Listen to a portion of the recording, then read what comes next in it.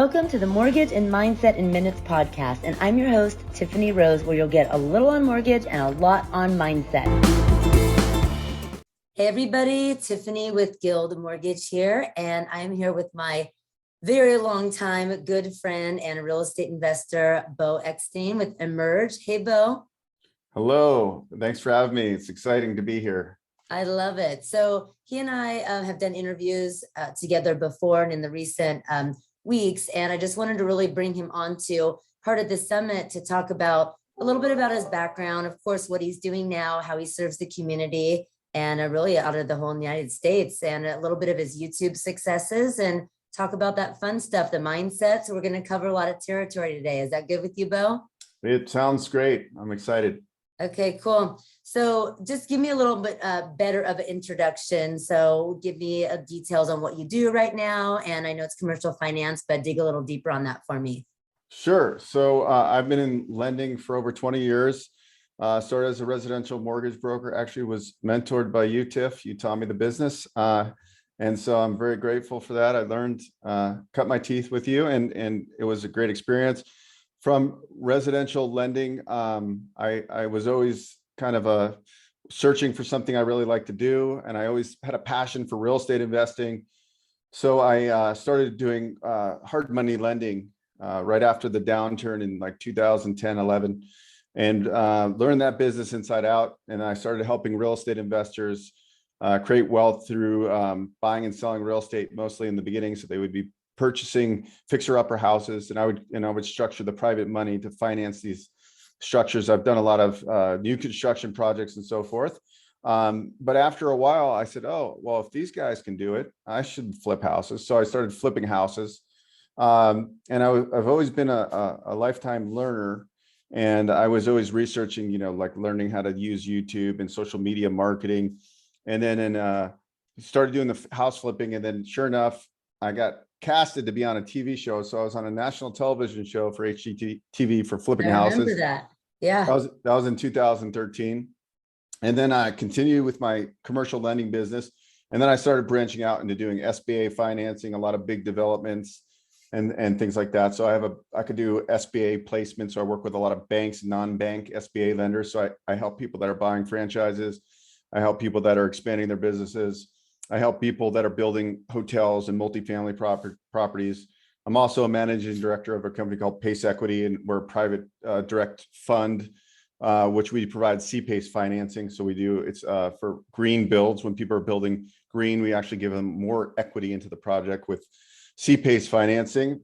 On top of that, I'm a licensed California broker. I'm a licensed salesperson in Nevada. I have the capabilities of brokering franchise deals. And I have one other company which helps business owners optimize their businesses, because I saw a need from my lending business to do that. So really an entrepreneur at heart, and always trying to grow and learn and create recurring revenue streams for myself and for my clients is what I really get passionate out of. So that is a lot. I don't know how you fit people like me into your busy schedule, but I appreciate it so much. And I know you're doing great things. So kind of going back, because I want to simplify it a little bit, and then we'll kind of build back up to, again, repeat what you're doing now. So I know it wasn't always, you started off lending with me, which we were both cutting our teeth in the business at the same time. So it was very interesting in our early 20s to be learning this business. So I know that you were doing lending, but then kind of got into some of the house flipping and all of that, as you mentioned. But how did you feel during that time? Because I know like during 2008, 9, and 10, I was thinking, do I get out of the business? I was, short selling houses. I had 8 homes and, was managed to hang on to some of them. Some of them I lost. Were you kind of like, what am I even doing in this business right now?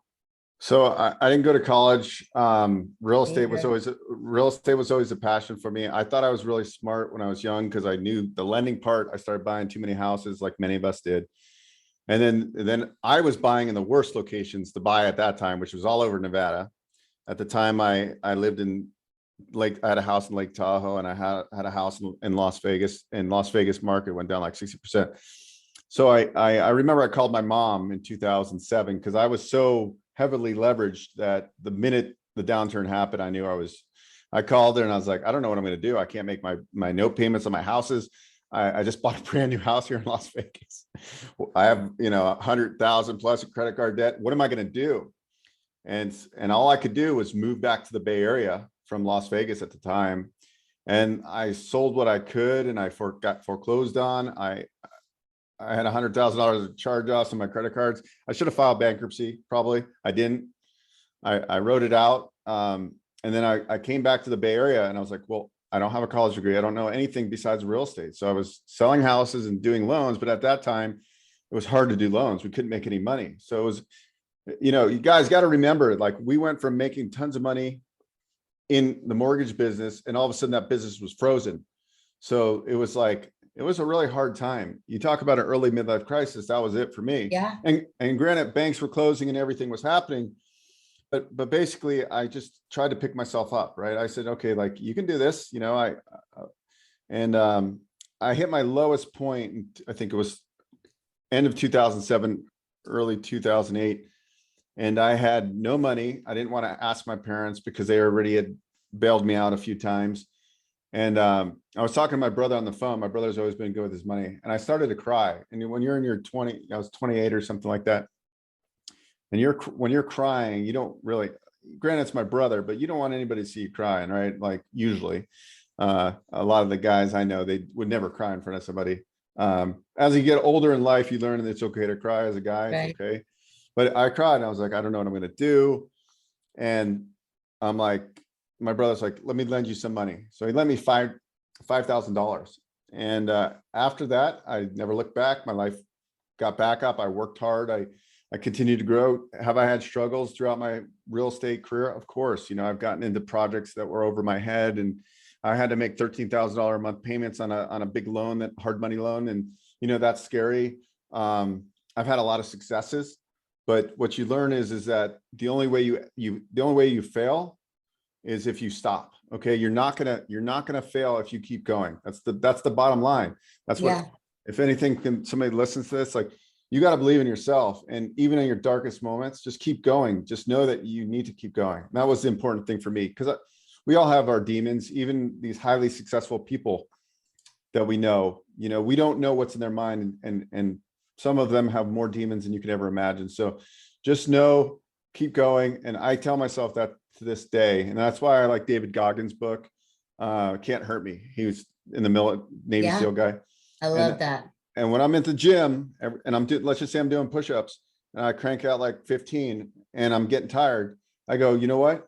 Can't hurt me. David Goggins says, when you think you're tired, you still have 40%, at least 40% in your tank. And I do. And I can pump out another, whatever that is, 8, 9, 10 push-ups. So you got to build calluses, not only on your hands, but on your mind. And that's what I've learned. And my life hasn't been the easy route. I look at some of my friends that I look at them and I say, wow, they don't seem to have the same struggles, but you cannot look at other people either. That's the other thing I've learned too. So that's my background. I love that. That's why I wanted to go back there, because you and I were going through it at the same time. Everyone in the real estate lending business was really going through the same experiences, but I wanted to go back to that because there's a lot of people I know that jumped out of the business and went back to other careers, and they kind of just started over in other careers, but still losing their house and doing all this. But you and I stuck it out, and thank God we did, because I learned so much through that. And I also realized that, hey, this too shall pass. And I got through it. And money's not everything. And oh, well, I short sold some houses. And so I bought again. And now I have, tons of equity in my homes that I own now. And I learned so much, but my mindset changed.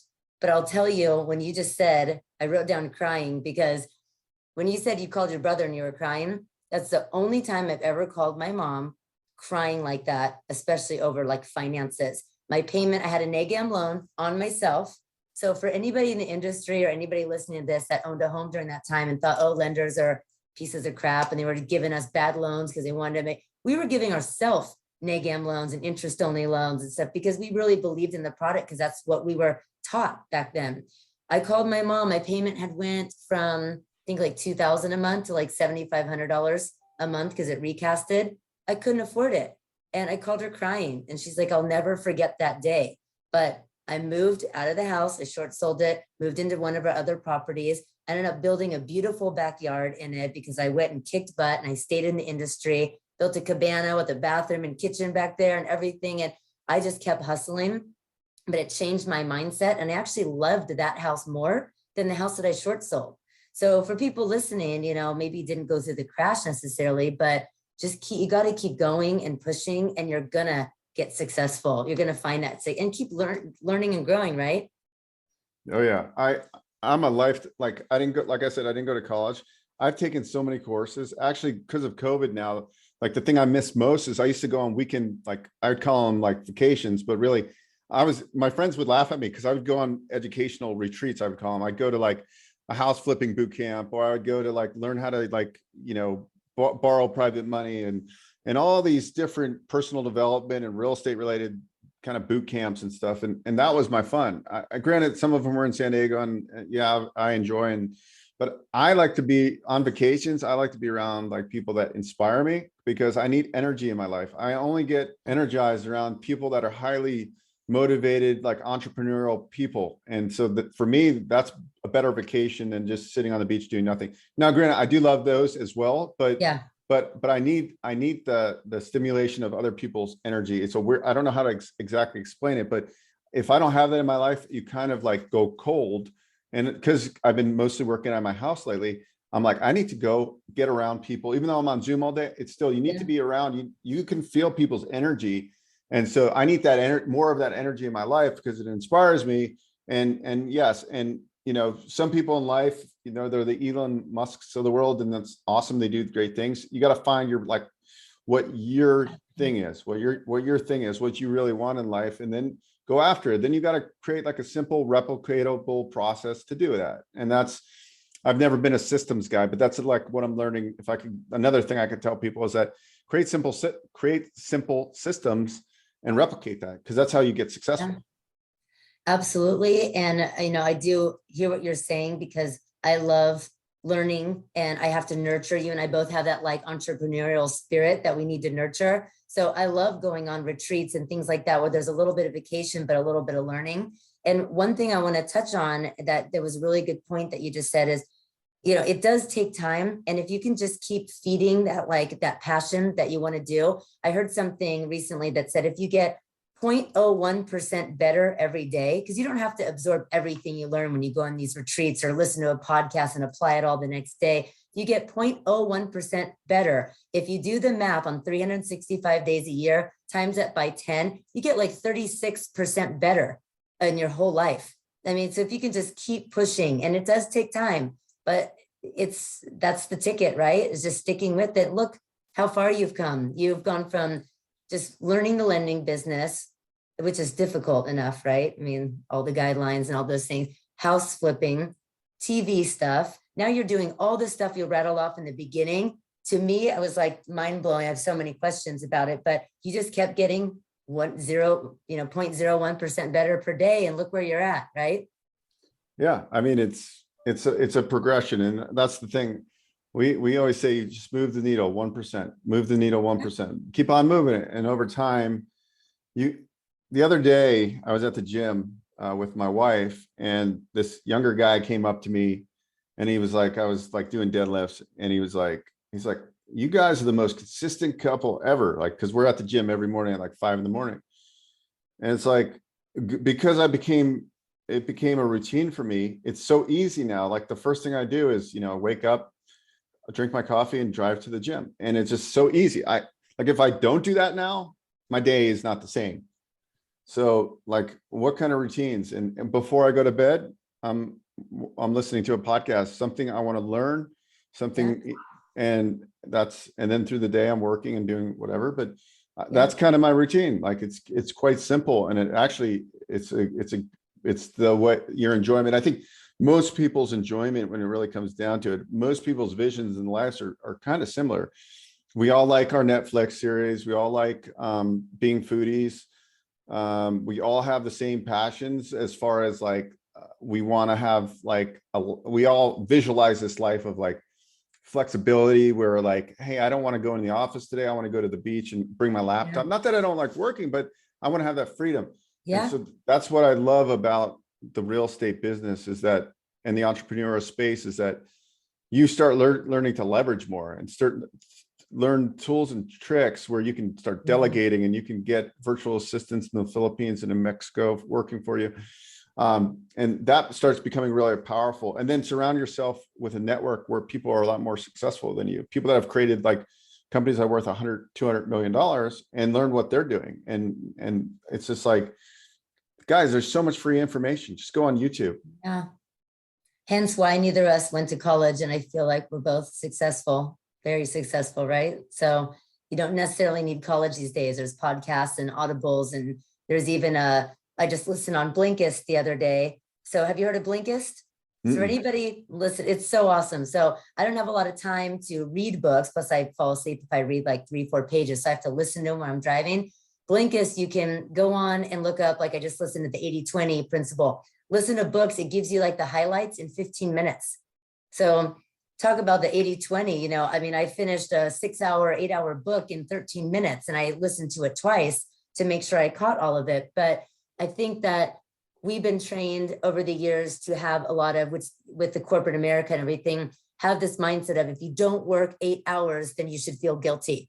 And I think you and I are both, especially you're okay with being around people that are working smarter, not necessarily harder and longer hours, and you're able to do what you love. Life's about that, doing what you love, but also having time to go on vacations and be with your family. You don't have to have nose to the grindstone all the time. So I love that you actually touched on that. And the 80-20 principle, like I said, I just listened to it and it talks about that. And I just absolutely love it. So thank you for hitting on that point.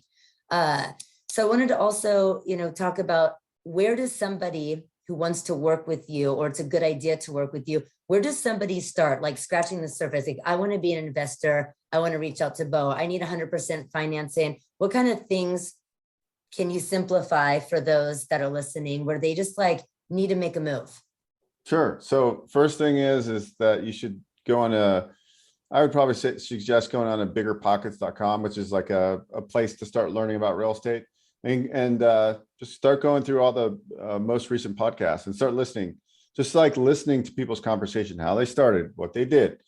Okay, after a while, then you have kind of a grasp of real estate investing and how people do it and that kind of stuff. You don't want to get into this thing where that's all you do is listening and you never take action. So the next thing, once you get kind of the grasp of it, to do deals, you have to look at deals, right? So like if you want to do more deals, you have to look at more deals. So for a while, I went through a phase where I was kind of dry, like I hadn't bought properties, and I was like, well, this is weird. Am I gun shy right now, or why?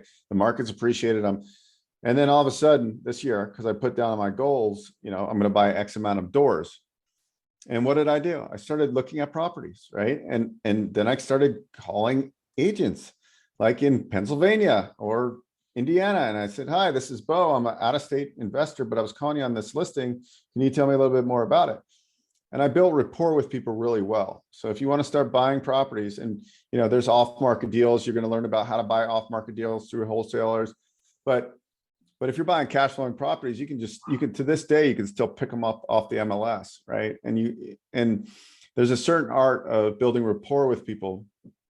And if you get a good relationship with a listing agent, they're going to like push for you to get the deal. Not only do they double in the deal and make the commission, but you start getting a little bit of information they piece out to you, and you become good at like figuring out the clues. And then from there, you simply start evaluating deals. You learn how to like, okay, this deal, it's a duplex. I can buy it for $100,000. What are the rents? Oh, the bigger unit rents for $1,000 a month. The smaller one runs for $700 a month. So I'm financing. We know I'm going to finance about 80% of that. I'm going to have an $80,000 loan. Let's just say the rate's 4% or 4.5%. Learn how to figure out payments. What are the taxes, insurance, miscellaneous, and what's the net at the end of the month, right? And so for example, this property I was just looking at, it was last rented. I could buy for $100,000, and the gross rents are $1,700. So that's pretty good, right? Because we talk about the 1% rule. Real estate investors, you hear this terminology. They say you should at least follow the 1% rule. Means if you buy a property for $100,000, it should at least rent for $1,000 per month or $12,000 per year. I like to buy in the cheaper markets. So I look for almost like the 2% rule. So if I buy it for 100, it should get close to 2,000 in rent. And then know what you're getting into. And this is just a learned thing. To this day, I still go learn about real estate investing because there's a million ways. I can look at a deal. Just imagine I had a tool belt on right now. I have a hammer, I have a tape measure. Everything you learn in real estate is a tool in your tool belt. And so like maybe I buy the property subject to the existing mortgage, it's called a sub 2. Maybe I buy it on a lease or write a lease option and with the option to purchase the property. Maybe I get private money investors and people go, is 100% financing available? I bought all my properties in Indiana. So I bought this property years back. I'll just give you a little example. Yeah. This is back like 5 years ago. Got a call, guy wanted to sell a property. I negotiated the price down. This is in the Midwest, very cheap at the time, for $22,000. And I knew the property was probably worth 40 at the time. So, and fixed up, it was worth a lot more. So I negotiated the price for $22,000. I got a repair estimate from a builder to fix it for $14,000 to make it rent ready. So I needed $34,000. So what do? You build a financial friend network, that people that have money that want to get returns on their money. So I called my friend Adam. I go, Adam, you got millions of dollars. Will you lend me $34,000? You become Bank of America and you get a first lien on the property, and I'll pay you 10% interest only, and I'll pay you 2 points. And so he lent me 100% of the deal. I fixed the property. I put a renter in. I think I was getting $1,450 a month in rent. They rented it for a year. They ended up moving out. At the time I decided to sell the property, I sold it for $85,000. Adam got his $34,000 plus interest, and I made $55,000 or so in profit, right? With none of my own money. How many deals can you do with none of your own money? Millions. There's seller finance. There's all these structures, but you got to first learn the baby steps. You have to put in the time to learn the system. And there's millions of strategies out there, and you got to learn a strategy that resonates with you. And then after you get the fundamentals down, you don't have to be an expert. Go take action. That's the key. Go take action. Go fail a few times if you have to. Go take action. Oh my goodness. That's been the biggest thing for me, is I just do it. I don't know what I'm doing sometimes, but I just do it. And the outcome, you look back and you're like, that wasn't as hard as I thought it was. But especially when you're doing things like 100% financing, you want to know what you're doing, because you are using other people's, money and not your own. But you got to start somewhere. And a lot of these people like yourself are seasoned, and they can walk you through that. They know. So would you say that the people that you're going to, for the financing, they know if there's a good deal or not, right? They run through the numbers and they know if it works, correct? Yeah. So, I should rewind. The most important thing about borrowing money is the number one thing you need to do is protect your investor's capital. So even if you take a haircut on the loan, you should be able to repay the guy or girl that lends you the money. You should also know what you're doing before you borrow money from an investor or a private lender. That's, a mom and pop type of lender. And that's, there's been many friendships and many things that have gone wrong because of money. So I don't, you need to know what you're doing first off and have the abilities to make the payment and so forth. But there's other structures where you can find the deal. Let's say you don't have any money, you have bad credit. I can go get a property under contract, and let's say I get it under contract for 100, and then I assign the contract to Tiff because she wants to buy it and fix it up, and I assign it to her for 120. I make a $20,000 spread. I never have to take possession of the property. It's called wholesaling real estate. Now, in some states, you're not allowed to do that. You got to check but most states you still can wholesale. There's people that make millions of dollars a year just wholesaling real estate with no money, no credit.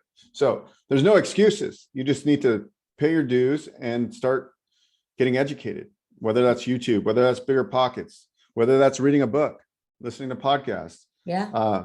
There's really no excuses. You gotta take off the limiting beliefs and just know, don't be worried. Like we all get out of our comfort zones. Like right now I'm looking at buying this large vending machine that vends water and ice. And they cost anywhere from $40,000 to $80,000 per machine. And I'm thinking, my self-doubt's kicking in. Well, what if I don't put the right location? and then I'm paying $1,600 a month plus $8,000 to install the thing, and then I'm losing money. You know, that kicks in. But do the homework and know what your downside risk can be, and just know that you're an investor, right? You got to be an investor. No investors hit 100, 1,000% batting average, right? It's just not going to happen. If you do enough deals and you don't lose, you're just extremely lucky. Because I've lost on several deals. The good thing is I've won a lot more than I've lost. And so that's the moral of the story, that you got to know your downside and upside risk, and stress test the property, and really like get involved. Everybody right now is super smart in real estate investing.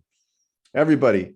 Like, I've had so many properties where I would have probably broken even on, but because of the market appreciation, I made 50, 60 grand on a flip, and that's what saved my butt. To be quite honest with you, that happens. And a lot of people that haven't seen downturns and haven't seen slow markets, it's fortunate right now we have a housing shortage, but that's the reality of it is. So the better you can get at knowing your numbers, how to comp properties, how to, that's just going to make you stronger. But at the end of the day, people are going into this field because it's for financial freedom. So I applaud everybody doing it. I love it. And I wanted to kind of summarize. So you're a real estate investor, you do commercial financing, right? Mm-hmm. And you're great on social media. You got your podcast, YouTube. So you dabble in so many different things. Now you're talking about vending machines and stuff. You make this entrepreneur in me when I talk to you. I'm like, I want to do all of what he's doing. I have to take it back a little bit and be like, Tiff, go with what you know and specialize in that and just stay passionate about it. But you do so much. Now talk about your YouTube channel, because I know you just posted something yesterday and you got 4,000 views or something already. So how's that working for you? Sure. So, my podcast is called Investor Financing Podcast, and there's so many tools now. There's no excuses anymore. iPhones and virtual assistants and everything you can do to streamline anything you want to do and keep you organized. We have Calendly now. Calendly is an amazing tool. You can send a booking link, a calendar link. People can book appointments on your schedule. You can time block when you're available. You can send automatic responses from Calendly. So then you can really start working on your business, not in your business. And for me, I look at some of my friends and like, how does this guy just built a team in real estate brokers? And I think he said he just sold 150 million in houses, add that up times 2.5%. He just made $3 million in commissions or something like that. Yeah. How did he do it? He built a team. He's not going to do that himself. So, that's how these people become these huge conglomerates, right? Yeah.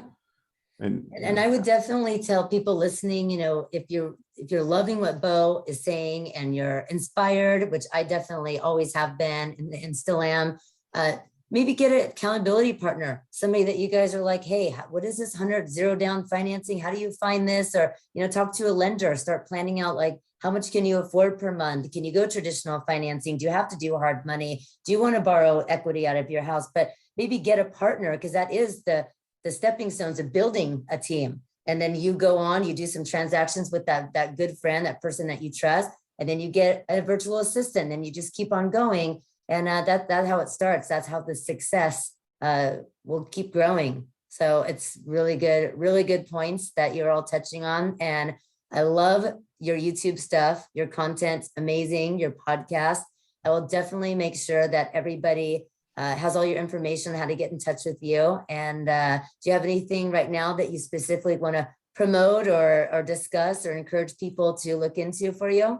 No, if you have any questions, you can go to beaueckstein.com and you can find my website, and you can book a call if you want to. But Investor Financing Podcast on YouTube if you want to learn about financing businesses and real estate for investors.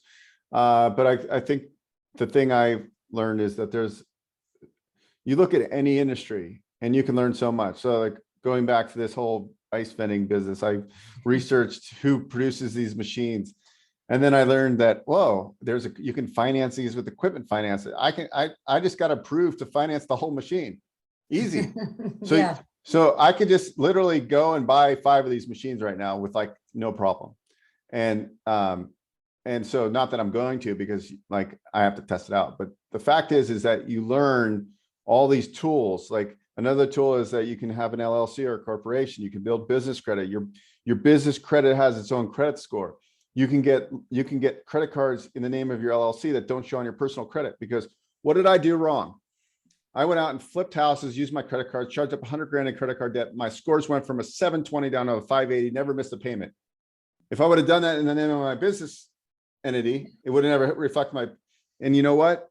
You got to learn the credit game if you're going to invest in real estate. And you got to, like, if you, anything, right? Like if your score is a 760 versus a 640, you're going to save thousands and thousands of dollars on your primary residence, on every car payment. So just start with the fundamentals and then use those tools, use that good credit to leverage. I just got an unsecured credit line for $75,000 because I have good credit. So I cherish, because I ruined my credit in the downturn of 2008. Yeah, and those lessons learned. Just learn how to leverage the money and don't waste the money, put it into good things. And over time, it's going to compound. You're going to make a lot of money and live and do whatever you want. So that's kind of what I'm passionate about. And I like to learn a little bit of everything. And I'm a jack of all trades and a master of none, but that's pretty much it. And I'm trying to be a little less of that, because I feel like I know so much, but there's so much that I want to just get really good at this year. So I'm trying to actually trim that down a little bit. But I think the takeaway here that you and I can both probably agree on is just keep getting 0.01% better, or 1%, whatever small percentage number every day, and take those little action steps, and you will become successful. You'll look back and go, how did I climb to the top of the stairway? And here I am at the top. It's just one step at a time. So I love your advice, your words of wisdom. You definitely inspire me. You have the best energy, and I've just known you for a long time. You're a great person. So thank you for participating in this and for all this info.